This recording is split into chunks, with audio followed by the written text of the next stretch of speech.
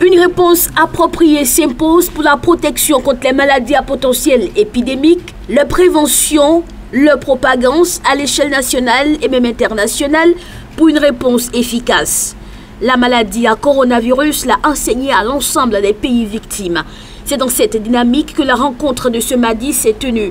Il est question du plaidoyer sur la communication sur les risques et l'engagement communautaire à l'endroit des autorités politico-administratives avec l'appui de l'Organisation mondiale de la santé. Et à la revue Intra-Action, ces insuffisances ont été abordées.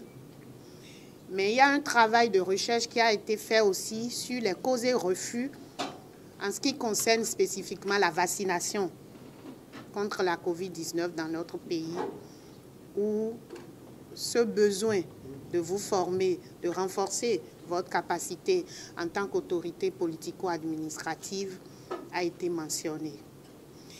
Et nous avions commencé par former déjà vos cadres qui ont eu la chance en 2022 de bénéficier d'une formation de formateurs. Il s'est agi des directions départementales, les cadres des différentes directions départementales. Et c'est au cours de cette formation que ces personnes ont souhaité que les responsables à des niveaux donnés puissent aussi bénéficier de la dite formation. La pandémie de la maladie à coronavirus 2019 a encore accru la nécessité de renforcer la capacité des pays à prévenir, à détecter, à se préparer pour répondre aux urgences de santé publique. Lorsque survient une urgence de santé publique, les communautés ont besoin de savoir à quels risques elles sont confrontées et ce qu'elles peuvent faire pour préserver leur état de santé et leur vie.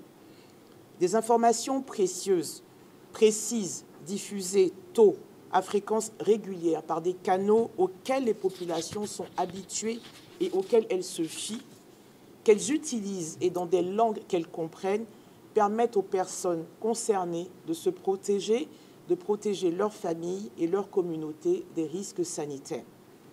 Une communication sur les risques efficace permet aux populations les plus exposées de comprendre des comportements à adopter pour se protéger. Le gouvernement béninois se réjouit de cette rencontre d'échange d'informations sur les risques sanitaires, de conseils et opinions en temps réel entre experts, des responsables communautaires, des décideurs politiques et des populations en situation de risque sanitaire. Chaque urgence de santé publique pose de nouveaux défis.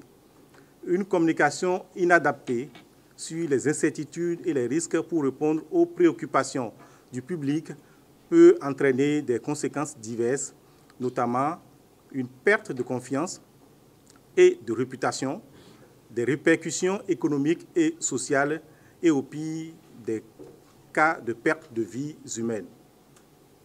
Communiquer en situation d'urgence est donc capital et savoir communiquer est vital.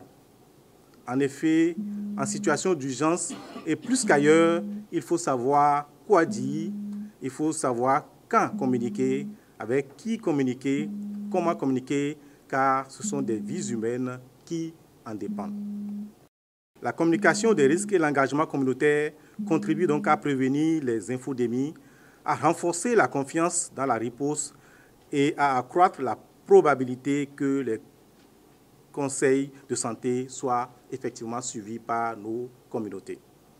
La communication sur les risques et l'engagement communautaire crête vient après la formation des formateurs nationaux et fera suite à des formations à l'endroit des acteurs départementaux. Les préfets des 12 départements ont pris part à la rencontre.